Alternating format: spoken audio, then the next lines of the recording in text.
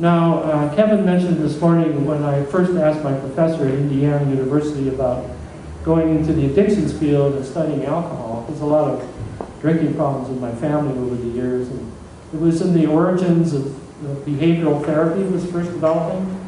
So I was in graduate school in the mid-60s. And so they were looking at, other kinds of behaviors like snake phobia and others from a behavioral therapy perspective. So I said, what about drinking behavior and addiction? And he said, you don't want to go into that. It's a kind of a black hole. There's not much going on, and it's very interesting. You won't like working with these people. They don't pay you. All these kinds of things. So around that time, I was looking at Brickman's model of helping and coping applied to addictive behaviors. And I think that, when you look at these 4 different models that Brickman came up with, he was a social psychologist looking at attribution theory. You can see why there's so much controversy, and we all know this through my personal experience, about what addiction is and what's the best way to deal with it.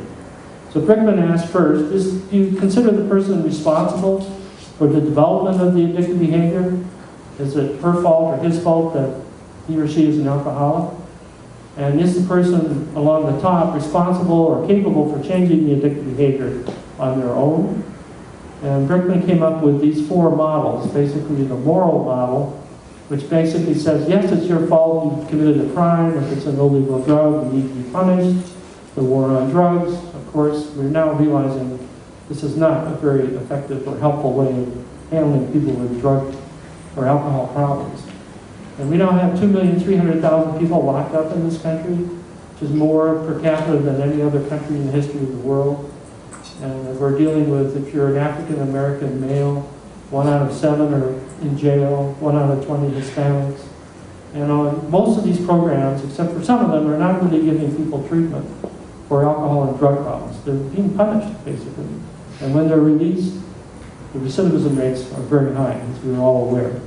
Now, fortunately, Kurlikowski, who was the chief of police in Seattle, by the way, before he became nominated as a drug czar, said in an interview with the Wall Street Journal just like a month and a half ago, the war on drugs is going to end. We're not going to be locking people up for these kinds of problems. We're going to try and get them help. We're trying to get them treatment. And Todd McClellan, I just talked to him on the phone a couple of weeks ago, and he said one of the first things they're going to do is train primary health care physicians at hospitals to be able to assess for co-occurring disorders, no matter what the medical problem is that the person brings in. Are there drug problems, smoking or alcohol or other kinds of drug problems? And if so, doing a brief intervention with them so that they get some idea of what might be possible. And that's been done in trauma centers recently, that people that go to a trauma center, if they're there for a car crash or something that involves alcohol, they are getting brief interventions now. And therapists are being trained to do that.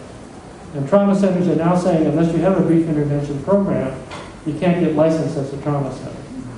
So I think we're going to see big changes in terms of who gets to see these kinds of folks first. Given, as we know, that out of every 10 people with an addiction problem, 9 of them aren't getting any help. They don't. There's a lot of resistance. There's a lot of shame, blame, guilt. So how can we make things more user-friendly so that we can get people to come on board and start to get them some help? And then, of course, the disease model, Brickman put down on the bottom right. It's not your fault. It's due to factors having to do with heredity and physiology. But it's also true that you can't really change it on your own. You need some form of treatment, which could be either medical treatment or could be spiritual treatment. That's where Brickman put the 12-step programs. But they, of course, also believe in the disease model, but the way through it could be more of a spiritual pathway. The 12 steps could be combined with other kinds of approaches, but that could be the way that change can occur. And AA and 12 steps have helped thousands and thousands of people, and the work that Kevin Griffin and others are doing trying to integrate the 12-step program in the Buddhist work, I think is very fascinating and interesting. But we also know that other people are looking for a spiritual approach, and maybe the 12 steps isn't the right one for them in some ways. So from a consumer choice perspective, mindfulness, given that it comes more from an Eastern spiritual approach, might be an alternative. And they certainly could be combined or maybe just seen as two different pathways for people to make a change. And relapse there is often talked about loss of control of the higher power, you're missing meetings and so forth, so you're making yourself more vulnerable as you get back to the program. And then Brickman had the last model, he called it the compensatory model. That's mainly where the cognitive behavioral approaches often come from. And he's basically saying you've got a problem, you need to learn what you can do to compensate for this in terms of getting it over, learning new skills. So it's more of a learning-based model. That addiction is also, in addition to biological risk factors like family history, you've also got cognitive factors like positive outcome expectancies. I think drinking is the only way that will help me get relaxed or whatever it happens to be. Self-efficacy, the degree of confidence that you have, that you can get through situations without falling off the wagon. Attributions about relapse, like when Oprah was originally talking about why she fell off the wagon, she was saying it was biological, it was due to factors beyond my control. I couldn't do it, I failed. So we call that the abstinence violation effect. The people, once they have their first use of the substance, they blame themselves, they feel it's due to factors beyond their control, and they often give up. So how to work with people when they have had a lapse to try and get them to take a different look at it. What could they do differently the next time that could be more successful to cope would be an effective compensatory approach. So relapse there in the learning model is more viewed as a mistake, an error. You know, it's sort of like learning any new skill. You make mistakes, but we can learn from our mistakes. And it could be a temporary setback rather than a total black and white reaction. So when I'm dealing with people coming in to see me about alcohol or drug problems, I try to find out where he or she is coming from in terms of these models. Is it a good model, or is it a model that's not working very well? And many of them don't know about the other approaches. And so there seems to be a shift in the field going on now that I can see away from treatment matching, where the provider says, here's the best kind of treatment for you, to a more of a consumer choice model. You know, just different kinds of approaches here. Why don't you take a look and see which one might appeal to you? So a lot of people, I give them a copy of Ann Fletcher's book, Sober for Good, in which she interviewed hundreds of people that recovered from alcohol problems for at least 5 years, how they did it. And everybody did it in different ways. I mean, a lot of them were the 12-step programs, etc. But some people just went on their own. Something happened. It was they got a DUI, or it was some birthday, or these kinds of life events. So usually people will say to me after looking through there, hey, there's somebody, smart recovery. I never heard about that. Self-management and recovery training. I read about that in chapter 8. That's what I want to try. So I give them the chance, here, try that, but you should have a backup. If that doesn't work, what else can you try?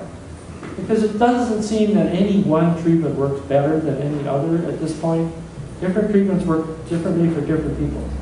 The more people stay in there, and even if they're backsliding and having problems, the better the chances are of eventual success. So I think that's what we're trying to do is make sure that people know about these different alternatives. So what I did when I got my PhD, I went on my internship at Napa State Hospital in California here. And I was working in the alcoholism treatment unit. I've told this story before, so if you've heard it, I'll hear it again. And anyway, my supervisor was an insight-oriented therapist. And he said, look, your job is to try and work with the alcoholic patients to find out if you could get them to understand why they had become alcoholic, why they should stop drinking, why they should pursue a recovery path of abstinence, and so forth.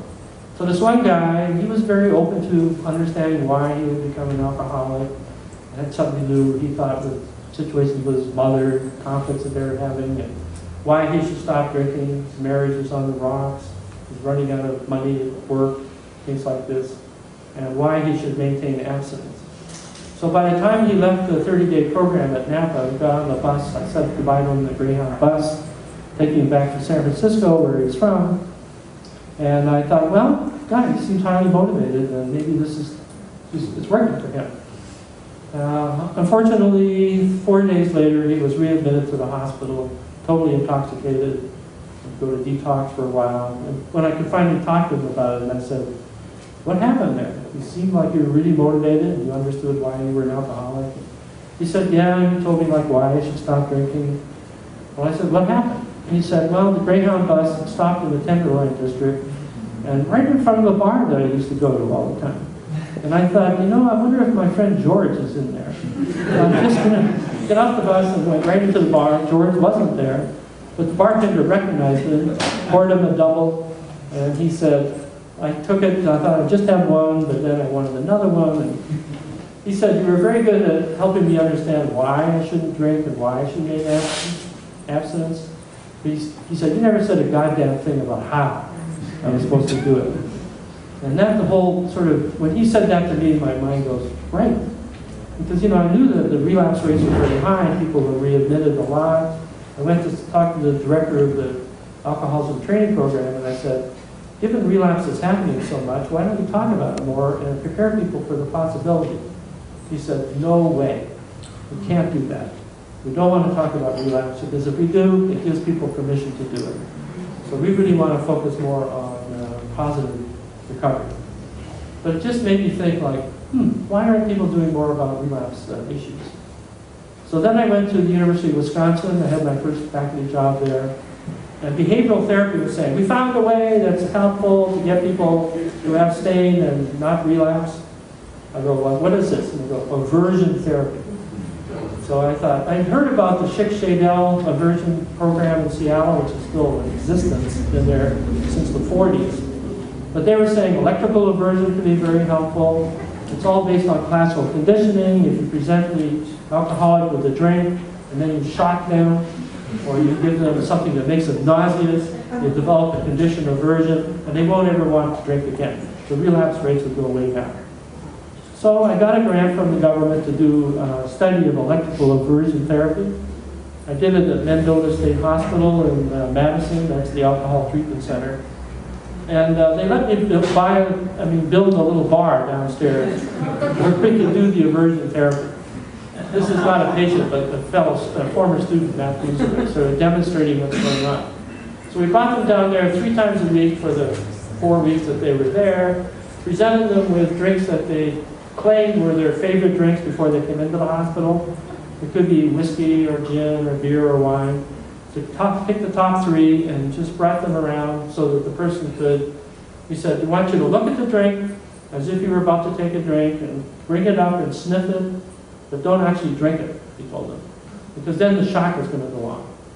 And we had different conditions, like if people said, no, I don't drink, the shock would go off right away. In some cases, it would stay on a little longer. These little technical differences. And first we had where the person's hand that was holding the drink is where we put the shock on, but too many broken glasses. So we switched it to the other hand.